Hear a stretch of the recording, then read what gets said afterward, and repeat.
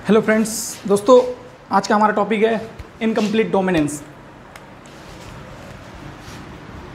Incomplete dominance. दोस्तों अभी तक हमने मेंडल्स के लॉ को पढ़ा। मेंडल के तीनों लॉ के बारे में जाना, law of dominance, law of segregation and law of independent assortment. और उसके पहले हमने देख लिया था मोनोहाइब्रिड, डाईहाइब्रिड, ट्राईहाइब्रिड।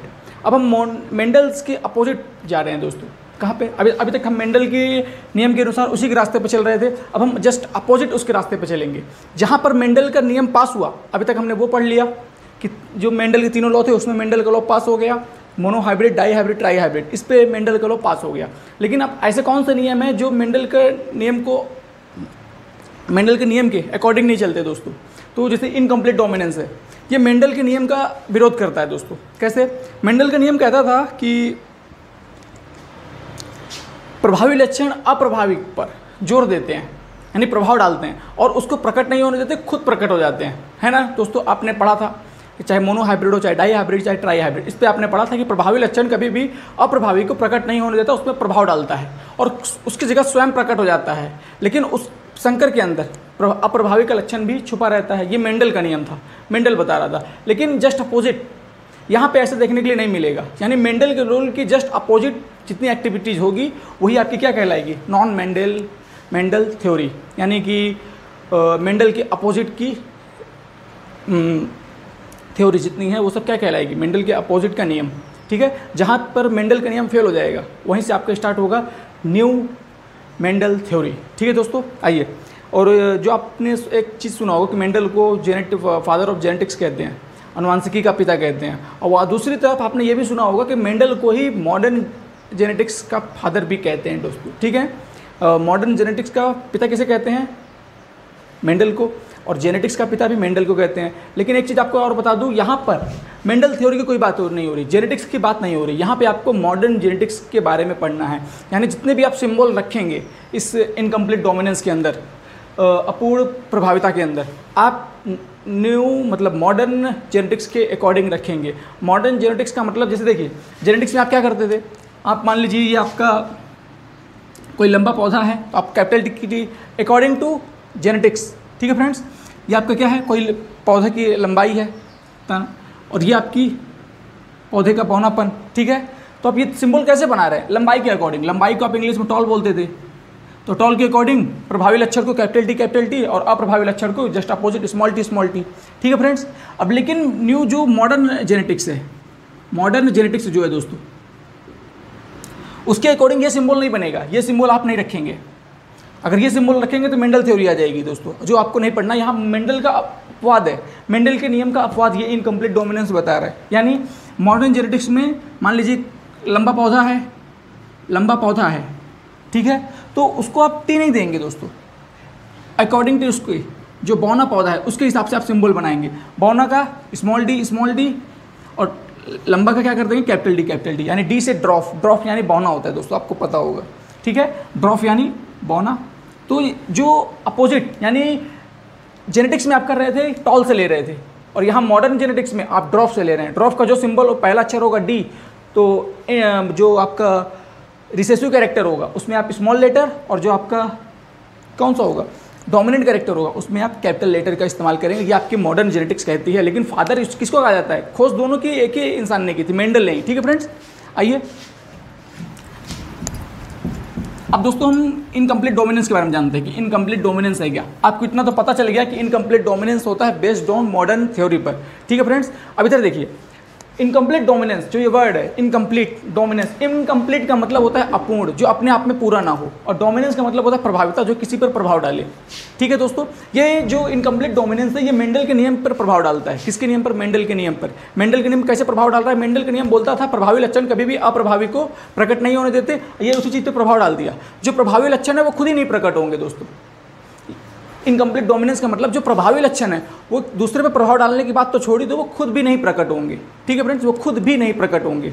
और जो मेंडल की थ्योरी क्या बोल रही थी? प्रभावी लक्षण अप्रभावी पर प्रभाव डालते हैं, और यहाँ पर जो प्रभावी लक्षण है वो दूसरे पर प्रभाव डालना तो बहुत दूर की बात, वो खुद भी नहीं प्रकट होंगे। यही मेंडल के जस्ट अपोजिट हो गया, वो भी F1 जनरेशन की बात हो रही है। ठीक है फ्रेंड्स, मैं आपको थ्योरी के माध्यम से समझाता हूँ। पहले से ये सब इसका मतलब समझते हैं। इनकम्प्लीट डोमिनेंस जो है हिंदी में इसे अपूर्ण प्रभाविता कहते हैं, अपूर्ण प्रभाविता। ठीक है फ्रेंड्स, इधर इसकी खोज किसने की थी इनकम्प्लीट डोमिनेंस की? कई सारे साइंटिस्ट थे। मेंडल के नियम देने के बाद एक साइंटिस्ट थे जिन्होंने मेंडल को नोबेल प्राइज़ दिलाने में उनकी सहायता की थी, उनके थ्योरी को आगे बढ़ाया था, पब्लिश किया था। उन्हीं में से एक जर्मनी के वैज्ञानिक थे जिनका नाम था कार्ल कॉरेंस। कौन था दोस्तों? डिस्कवरी किसने की इसकी? इस थ्योरी की डिस्कवरी की थी कार्ल कॉरेंस।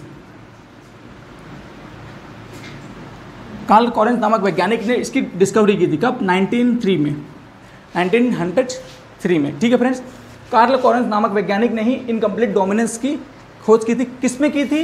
एक प्लांट था दोस्तों, एक जापानीज प्लांट था जिसका नाम था मिराबिलस जलापा, मिराबिलस जलापा, जो जापान में पाया जाता है। कहाँ पाया जाता है? जापान में। इसलिए हम इसे जापानीज प्लांट भी कहते हैं। जो सिर्फ रात को यानी दिन को, जो अगले डे आता है 4 o'clock पर ही, यानी सुबह के 4 बजे ही खिलता था। क्या कब होता खिलता था तो फ्रेंड्स? 4 o'clock के टाइम पर ही ये प्लांट खिलता था। ठीक है फ्रेंड्स, और इसी प्लांट के अंदर, मिराबिलस जलापा प्लांट के अंदर ही इनकम्प्लीट डोमिनेंस को कार्ल कॉरेंस नामक साइंटिस्ट ने 1903 में डिस्कवर किया था। ठीक है फ्रेंड्स, इसी के अंदर उन्होंने इनकम्प्लीट डोमिनेंस को देखा था जो मेंडल के नियम के एकदम अपोजिट था। और इसी मिराबिलस जलापा को आप हिंदी में सामान्य भाषा में आप बोलते हैं गुलाबांस, गुलाबांस। ठीक है फ्रेंड्स, तो आइए हम थ्योरी के माध्यम से समझे कि इनकम्प्लीट डोमिनेंस होता क्या है। देखिए फ्रेंड्स, इनकम्प्लीट डोमिनेंस, मिराबिलस जलापा एक पौधा था। ये 2 तरह के होते हैं, एक प्रभावी कैरेक्टर, एक अप्रभावी character, according to Mendel rule. Mirabilis jalapa जो पौधा था वो 2 तरह का था। कैसा था? एक तो कंप्लीट पौधा था, डोमिनेंट, और एक रिसेसिव। एक हमारा डोमिनेंट प्लांट और एक रिसेसिव।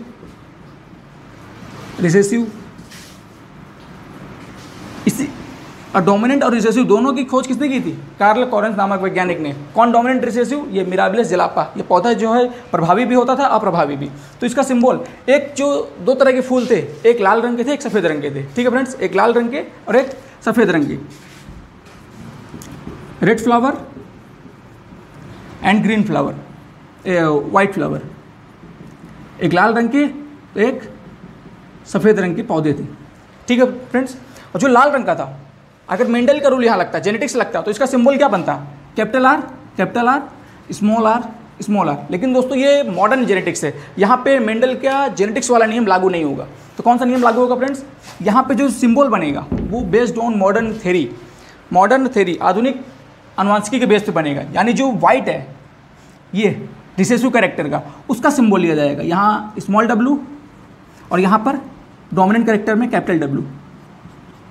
ठीक है फ्रेंड्स, मैंने आपको पहले ही बता दिया था कि जो मॉडर्न जेनेटिक्स होती है उसमें जो आप सिंबल बनाएंगे वो बनाएंगे अकॉर्डिंग टू रिसेसिव पेरेंट के। ठीक है फ्रेंड्स, और जस्ट बस रिसेसिव में स्मॉल लेटर और डोमिनेंट कैरेक्टर में कैपिटल लेटर। अब इन्हीं के आप जीन्स को निकाल लीजिए, गैमीट को निकालिए। इनके गैमीट, ये कैपिटल W गैमीट आप यहाँ से निकाले और यहाँ स्मॉल w गैमीट निकाले। इन्हीं दोनों गैमीट का क्या करा दीजिए दोस्तों, आप फ्यूज़न क्रॉस करा दीजिए, तो आपको कैसी जनरेशन मिल जाएगी? कैपिटल W और स्मॉल w मिल गई आपको। कैपिटल W स्मॉल w, ये जो 2 स्पीसीज है इसमें, एक लाल रंग का पौधा है, एक सफ़ेद रंग का पौधा है। अगर इसमें मेंडल का नियम लगता तो ये जो हाइब्रिड बने हैं, तो हाइब्रिड का मतलब 2 अलग अलग संतान, एक डोमिनेंट कैरेक्टर से आई है और एक रिसेसिव कैरेक्टर से। तो हमने दोनों का ले लिया, तो एक में डोमिनेंट और एक में रिसेसिव, यानी एक में कैपिटल एक में स्मॉल। अगर मेंडल का रूल हम यहाँ लगाते तो ये जो हाइब्रिड है, प्रोगेनी है, ये कैसे होते? ये जो संकर संतान है ये कैसी होती दोस्तों? लाल रंग की होती, क्योंकि कैपिटल वाला प्रभाव डालता है। लेकिन दोस्तों ये हमारा मेंडल रूल नहीं है, ये हमारा मेंडल रूल नहीं है। तो यानी यहाँ जो पौधा होगा वो कैसा होगा? गुलाबी रंग का होगा। कैसा? पिंक कलर का होगा। यहाँ जो हाइब्रिड पैदा हुआ उसे हम पिंक हाइब्रिड बोलेंगे, पिंक हाइब्रिड। यानी यहाँ पे इनकम्प्लीट डोमिनेंस हो रहा है। कैसे पता चला हमको? देखिए दोस्तों, जो लाल रंग होता है और सफ़ेद रंग होता है, अगर आप लाल रंग में हल्का सा सफ़ेद रंग मिक्स करेंगे तो लाल रंग अपनी पावर खो देगा। क्या करेगा? अपनी पावर खो देगा, वो हल्का हल्का पिंक की तरफ बढ़ने लगेगा। बस वही कैरेक्टर यहाँ शो होने लगे, बस वही कैरेक्टर यहाँ पे शो हुए। और क्या हुआ? जो हाइब्रिड थे वो लाल ना होकर क्या हो गए दोस्तों? पिंक हो गए। यानी मेंडल के जस्ट अपोजिट। मेंडल का नियम बोल रहा था कि जो प्रभावी होते हैं वो अप्रभावी पर प्रभाव डालते हैं, और लेकिन यहाँ पर मॉडर्न जेनेटिक्स में वो ये चीज़ देखने के लिए नहीं मिला। ये प्रभावी तो है लेकिन ये इसमें प्रभाव नहीं डाल पाया, ये प्रभावी तो है लेकिन ये इसमें प्रभाव नहीं डाल पाया। यानी सफ़ेद रंग वाले फूल ने क्या किया, इसी पे प्रभाव डाल दिया, हल्का सा अपनी लाल रंग की पावर को खो दिया, लाल रंग थोड़ा कमज़ोर होने लगा और पौधा कैसा हो गया, हाइब्रिड जो था वो गुलाबी होने लगा। अब फिर मेंडल ने क्या किया फ्रेंड्स, और उसके बाद मेंडल ने क्या किया, इसे जो पिंक फ्लावर है, जो पिंक फ्लावर है इसका, ये हमारी P1 जनरेशन थी, कैसी थी, P जनरेशन। ये मॉडर्न जेनेटिक्स से P1 नहीं लिखेंगे आप फ्रेंड्स, ठीक है, P जनरेशन, क्योंकि उस P जनरेशन से ये आपको पता चलेगा कि ये हमारी क्या है, मॉडर्न जेनेटिक्स। यहाँ के सिंबल्स आप डिसाइड करेंगे, ये हमारी मॉडर्न जेनेटिक्स है। अब जो ये आया F1, ये F1 जनरेशन है हमारी, F1 जनरेशन, ये हमारी F1 जनरेशन है। अब इसी F1 जनरेशन का आप ऑटो पॉलिनेशन कराएंगे, क्या कराएंगे, ऑटो पॉलिनेशन, स्वपरागण कराएंगे। तो स्वपरागण से क्या होगा दोस्तों, ये हम यहाँ देखते हैं। अब हम इसी चीज़ का हम स्वपरागण कराएंगे दोस्तों, क्या कराएंगे, स्वपरागण। तो देखिए हम इसका स्वपरागण करा रहे हैं। ये हमारा क्या था फ्रेंड्स, ये हाइब्रिड, हमने हाइब्रिड लिया, कैपिटल W स्मॉल w, इसका क्रॉस कराया किसके साथ, स्वयं इसी के साथ, कैपिटल W स्मॉल w, ये हमने क्रॉस कराया। अब हमें कैसे स्पीसीज मिली, अब हम यहाँ पुनेट चार्ट का यूज करते हैं, पुनेट लॉ के द्वारा। ये हमारा कैपिटल W, ये हमारा स्मॉल w, ये हमारा कैपिटल, ये हमारा स्मॉल, तो हमने इसी का क्रॉस करा दिया अकॉर्डिंग टू पुनेट लॉ। ये फ्रेंड्स यहाँ हमने सिंबल डिसाइड कर दिया मेल फीमेल का। अब देखिए capital W capital W capital W capital W small w, capital W small w, और यहाँ स्मॉल w स्मॉल w। ये दोस्तों 4 तरह के कैरेक्टर हमें देखने के लिए मिले, कब, F2 जनरेशन में। यानी F2 जनरेशन में हमें कितने कैरेक्टर देखने के लिए मिले, F2 जनरेशन में 4 कैरेक्टर देखने को मिले। कौन कौन से, capital W capital W capital W small w, ये एक कैरेक्टर था, ये 2 हमें मिले, और हमारे पास स्मॉल w ये हमें 1 मिला। तो यानी इस जनरेशन में जो कैपिटल W है, ये कैसे फ्लावर है, ये हमारा रेड फ्लावर है, डोमिनेंट कैरेक्टर रेड फ्लावर, तो हम यहाँ रेड लिख दे रहे हैं, रेड फ्लावर। और जो ये दोस्तों स्मॉल w है, ये कैसा है हमारा वाइट फ्लावर।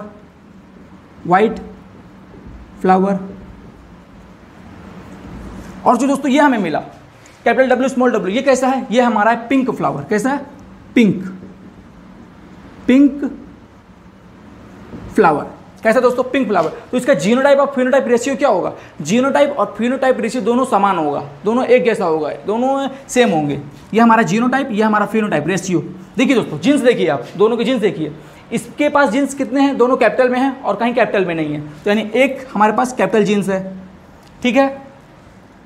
2 हमारे पास पिंक फ्लावर हैं, 2 हमारे पास पिंक फ्लावर जीन्स के हिसाब से, कैपिटल W स्मॉल w दोनों के पास सेम है, तो 2 हमारे पास सेम है। और एक हमारे पास प्योर वाइट फ्लावर है, ठीक है फ्रेंड्स, एक। और फिनोटाइप कैसा है, एक हमारे पास रेड फ्लावर है, एक हमारे पास कैसा है, रेड फ्लावर, ये फिनोटाइप। 2 हमारे पास पिंक फ्लावर है, ये भी पिंक है, ये भी पिंक है, ठीक है फ्रेंड्स, 2 पिंक फ्लावर है। और एक जो ये बचा, ये कैसा है हमारा, वाइट फ्लावर है। कितना है, एक वाइट फ्लावर, ठीक है फ्रेंड्स। दोनों रेशियो हमारे कैसे हैं, सेम हैं, चाहे जीनोटाइप देख लीजिए चाहे फिनोटाइप आप देखिए, दोनों सेम हैं, ठीक है। और मेंडल के रूल के हिसाब से दोनों रेशियो अलग अलग आते थे। कैसे, अलग अलग। अगर मेंडल का रूल यहाँ लगता तो क्या हो जाता, जो मेंडल के रूल के हिसाब से जो हाइब्रिड होते हैं वो केवल डोमिनेंट वाले 100 होते हैं, तो यहाँ पे जो जीनोटाइप तो सेम रहता है, लेकिन फिनोटाइप क्या होता, फिनोटाइप 3:1 आता। क्यों, क्योंकि मेंडल के रूल के हिसाब से इसको हम क्या मानते हैं, लाल पुष्प वाला मानते, लाल रेड फ्लावर मानते। क्यों, क्योंकि जो डोमिनेंट है वो रिसेसिव को दबा देगा। लेकिन मॉडर्न जेनेटिक्स में ये चीज़ नहीं होगी। जो हाइब्रिड होगा, हाइब्रिड के पास 2 कैरेक्टर होते हैं, हाइब्रिड के पास 2 कैरेक्टर होते हैं, कैपिटल W स्मॉल w। तो जो ये कैपिटल वाला डोमिनेंट है, ये कभी भी रिसेसिव पर प्रभाव नहीं डाल पाएगा, कभी भी रिसेसिव पर प्रभाव नहीं डालेगा, और ना ही खुद बाहर एक्सप्रेस होगा, खुद बाहर भी नहीं आएगा। इसलिए ये कैसा है, ये पिंक है, ना कि रेड। और रेड नहीं है यानी प्रभाव डाला गया इस पर। कौन प्रभाव डाला, जो रिसेसिव कैरेक्टर है। रिसेसिव कैरेक्टर कैसा था, सफ़ेद फूल वाला था, तो सफ़ेद फूल वाले ने लाल फूल पे तो थोड़ा सा प्रभाव डाला और लाल की क्षमता को कम किया। जब आप लाल रंग में सफ़ेद रंग मिक्स करेंगे तो वो अपना कलर खो देगा, जो गड्ढा लाल होगा वो धीरे धीरे पिंक की तरफ बढ़ेगा, बस फ्लावर कैसा हो गया, पिंक हो गया। और जैसे ही पिंक हुआ तो कार्ल कॉलिंस जो साइंटिस्ट थे उन्होंने इसी एक्सेप्शन को पब्लिश कर दिया, और क्या बोला कि मेंडल के नियम में एक अपवाद भी है। जो उन्होंने कहाँ देखा, ये अपवाद सिर्फ यहीं पे नहीं है, और भी कई सारे वैज्ञानिक थे, उन्होंने भी कई सारे प्रयोग किए। ठीक है फ्रेंड्स, जैसे एक मुर्गी पर भी प्रयोग हुआ था, लेकिन मैं आपके पास किसका लाया हूँ, मिराबिलिस जलापा नाम का एक पौधा, जिसे हम गुलबांस भी कहते हैं। और आपसे अक्सर पूछा जाता है कि इनकम्प्लीट डोमिनेंस को किस फ्लावर के अंदर देखा गया था, तो आपको बताना है मिराबिलिस जलापा, जिसे हम गुलबांस भी कहते हैं। ठीक है, और उसकी खोज किसने की थी, कार्ल कॉलिंस नामक वैज्ञानिक ने 1903 में की थी। ठीक है, ये हमारी पेरेंट जनरेशन, ये हमारी F1 जनरेशन, ये हमारी F2 जनरेशन, और F2 जनरेशन का रेशियो ये रहा, और जीनोटाइप फिनोटाइप रेशियो आपके सामने है। ठीक है फ्रेंड्स, अगर निष्कर्ष की बात है तो रिजल्ट क्या निकला, रिजल्ट यही था कि प्रभावी ने कभी भी अप्रभावी पर प्रभाव नहीं डाल पाया। जो प्रभावी कैरेक्टर था वो F1 हाइब्रिड का, जो संकर का, वो कभी भी रिसेसिव कैरेक्टर पर, अपने दूसरे लक्षण पर प्रभाव नहीं डाल पाया, जिसके कारण इनकम्प्लीट डोमिनेंस पब्लिश हो गया। कैसे, इनकम्प्लीट का मतलब आप समझिए फ्रेंड्स, इनकम्प्लीट का मतलब अपूर्ण, और डोमिनेंस का मतलब प्रभाविता। ऐसा प्रभाविता जो अपूर्ण हो, ऐसा प्रभाव जो अपूर्ण हो, किसी पर प्रभाव ही ना डाल पाए, बस यही। जो कंप्लीट जो डोमिनेंट था वो रिसेसिव पर प्रभाव ही नहीं डाल पाया। अब मेंडल के नियम में हमेशा जो हाइब्रिड होता है वो रिसेसिव पर प्रभाव डाल देता है, यानी रिसेसिव प्रकट नहीं होगा और डोमिनेंट प्रकट हो जाता था, वो मेंडल का नियम था। ये मॉडर्न जेनेटिक्स है दोस्त। ठीक है, इनकम्प्लीट डोमिनेंस, ऐसा प्रभाव जो प्रकट ही ना हो। ठीक है फ्रेंड्स, ये आज की वीडियो हमारी यहीं तक। ये हमारी थी इनकम्प्लीट डोमिनेंस की टॉपिक, हमने इसे क्लियर कर दिया। अगर आपको समझ में आया हो तो हमारे चैनल को लाइक करिए, शेयर करिए, सब्सक्राइब करिए। Thanks for watching my video and thank you.